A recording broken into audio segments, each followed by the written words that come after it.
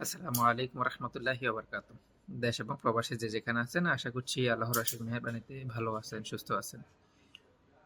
বাংলাদেশের চলমান প্রেক্ষাপটে আসলে অনেক কিছুই লিখতে, অনেক কিছুই বলতে ইচ্ছে হয়, কিন্তু বলি না, বলার প্রয়োজন মনে করি না। কারণ আমাদের দেশটা যত বড় নয় তার চেয়ে বেশি বুদ্ধিজীবী, আমাদের দেশটা যত বড় নয় তার চেয়ে বেশি অপদার্থ, আমাদের দেশটা যত বড় নয় তার চেয়ে বেশি রাজনীতিবিদ। তো এই কারণে বেশি কিছু বলার ইচ্ছা, আকাঙ্ক্ষা এটা আসলে মরে যায়। জাস্ট স্পেসিফিক একটা বিষয় নিয়ে কথা বলার জন্য আপনাদের সামনে আসা। বাংলাদেশের যে চলমান পরিস্থিতি, শুধু চলমান পরিস্থিতি না, মুক্তিযুদ্ধ পরবর্তী, যুদ্ধ থেকে শুরু করে যুদ্ধ পরবর্তী, আসলে দেশের জন্য কেউই রাজনীতি করে না। বিশেষ করে যারা দুনিয়াবি মতবাদে বিশ্বাসী, ইসলামী আন্দোলন বা ইসলামী শরিয়া আইন অথবা ইসলামী আন্দোলনের বাইরের যে পার্টিগুলো আছে তাদের ব্যাপারে আমি কথাগুলো বলছি। ইসলামী দলের ক্ষেত্রে সেটা টোটালি ব্যতিক্রম। এটা আপনারা পছন্দ করেন বা না করেন, মানেন বা না মানেন, সেটা আপনাদের একান্ত ব্যক্তিগত ব্যাপার। তবে ইসলামী দলের ক্ষেত্রে সেটা সম্পূর্ণ ভিন্ন। কারণ দুনিয়াবি স্বার্থ বা মতবাদ তাদের লক্ষ্য উদ্দেশ্য নয়, সুতরাং তাদের হিসাবটা ভিন্ন।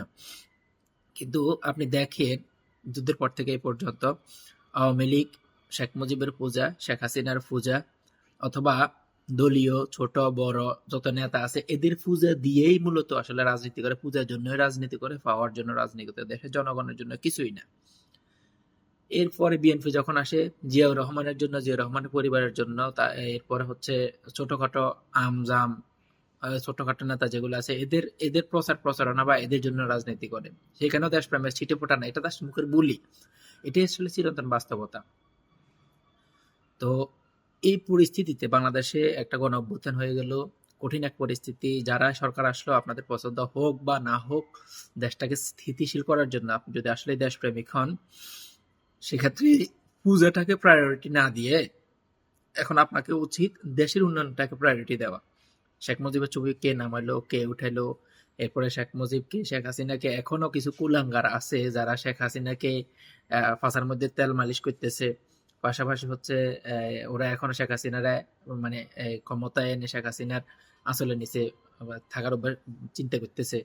পাশাপাশি আরেকটা দল আছে, এরা, আমি আওয়ামী লীগ বিএনপি সবার ক্ষেত্রে সেম, এটা কেউ মনে কষ্ট নিলে এটাই বাস্তবতা। কেউ বিএনপি কে চাইতেছে বা খালেদা জিয়া যদিও সুযোগ নেই, পুরুষ নেতৃত্বে আসলে ভালো, কিন্তু পুরুষ নেতৃত্বে না আসলে কেউ আবার খালেদা জিয়ার বিষয়ে চিন্তা করতেছে। ঘুরে ফিরে মুখের এই পিঠের ওপিঠ, দেশপ্রেমের বুলি, এটা জাস্ট মুখের একটা ভাষা মাত্র। সেখানে আসলে পূজা শুরু হবে, এবং পূজাটা আমরা অতীতেও দেখছি, এবং আওয়ামী লীগ সরকার আমলেও দেখছি, বিএনপি সরকার আমলেও দেখছি, সব ক্ষেত্রেই। তো আমার যে থিমটা, যে কথাটা, আসলে দেশপ্রেম। আমাদের দেশে হচ্ছে 16ই ডিসেম্বর আহ, সরকারি দিবস উদযাপনে, আমাদের দেশপ্রেম 21শে ফেব্রুয়ারি ভাষা আন্দোলনের দিবস উদযাপনে ইংরেজিতে কথা বলে, আমাদের দেশপ্রেম ফর্মালিটি মেনটেন করাতে। বাস্তবে আমাদের দেশের রাজনীতিবিদ যারা আছে ইসলামী দলের বাইরে, এদের দেশপ্রেমের সিটে ফোটাও নাই। ইসলামী দলের কথা এই কারণে বাদ দিলাম, অন্তত ন্যূনতম যদি এরা দেশপ্রেম ইমানের অঙ্গ এটাও মনে করে, সেক্ষেত্রে তারা দেশপ্রেমিক। অন্যান্য কার্যক্রমগুলো আপনারা বিচার বিশ্লেষণ করলে বুঝতে পারবেন।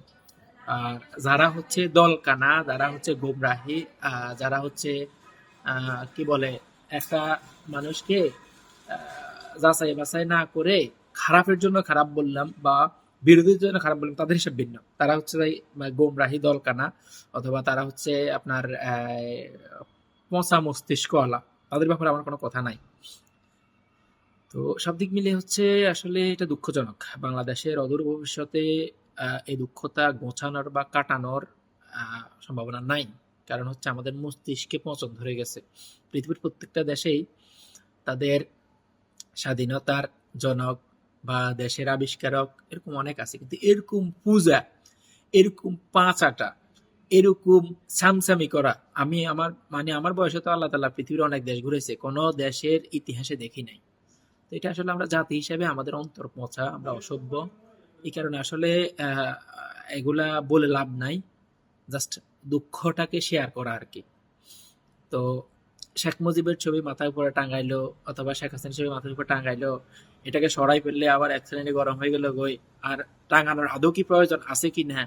এরপর জিয়াউর রহমানের ছবি মাথার মধ্যে টাঙাইলো, টাঙানোর আদৌ কি প্রয়োজন আছে কি না। মরা মানুষ এটা মাথার উপরে থাকলে কি আপনাকে আশীর্বাদ দিবে না কি করবে না করবে, আমার আসলে মাথায় আসে না। এটা নিয়ে এত নাচানাচি কুদাকুদি এটা কেন? এটা যদি পচা মস্তিষ্ক না হইতো, দেশের এই করুণ পরিস্থিতিতে এই মানে পচা চিন্তাধারা না করে লাথি মারে ছবিটাকে ফালাই দেশটাকে উন্নয়নের দিকে এগিয়ে নিয়ে যেত। সে দেশের জন্য অনেক কিছু করছে, সে যদি দেশের স্বার্থের জন্য করে থাকে, দেশের জন্য করে থাকে, আল্লাহ তালা তারা সেটার প্রতিদিন অবশ্যই দিবে। কিন্তু এটা আমনে আর আমি লাফালাফি তো করে করার দরকার নাই। তার ছবি মাথার উপরে তুলি বা তাকে তার জন্য পূজা করে এটা তো কিছু করার প্রয়োজন আছে বলে আমি মনে করতেছি না। এটা আসলে ভালো সংস্কৃতির পরিচয় বহন করে না। আমি কোনো অনুরোধ রাখবো না।